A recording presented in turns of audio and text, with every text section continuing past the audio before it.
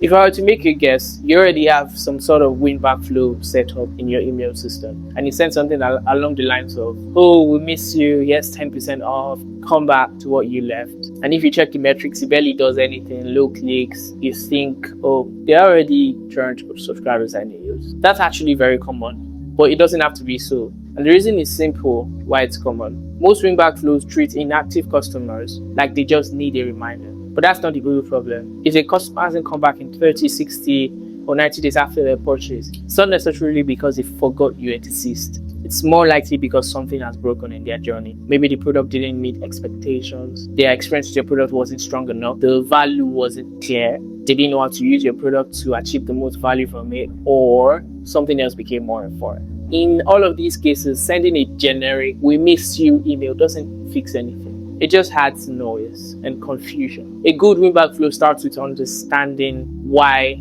the customers went quiet in the first place. Not all inactive customers are the same. Some bought once and never returned. Some used to buy frequently, suddenly stopped. Those are two very different situations, and they should not receive the same generic message.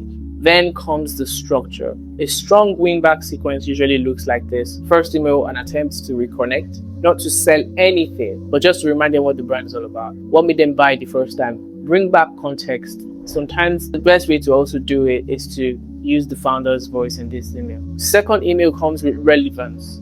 Show them something happening with the brand that actually matters now. A new product, a better vision or version that they missed, a use case they've never thought of. Make the brand feel current and new again to them. And then on the third email, you can now optionally include an incentive. Introduce an offer incentive, but it should feel like a reason to return, not a desperate discount that you just throw at your customers like, "Oh, please don't leave." Now, here's the part most brands miss. Winning back your customers is not entirely about bringing them back into the brand. It can also be about letting them go. And that is where your sunset flow comes in. Because keeping profiles that are unengaged on your list does only damage your deliverability, lowers your engagement metric, and distorts the performance of your EBMR. Not every customer is meant to come back. In fact, every customer is eventually meant to churn, and that is okay. So if your winback flow system is not working, it's probably not because you're not giving a big discount enough. It could be because you're just trying to revive attention instead of rebuilding brand relevance to the customer. Audit your setup and let me know what you have.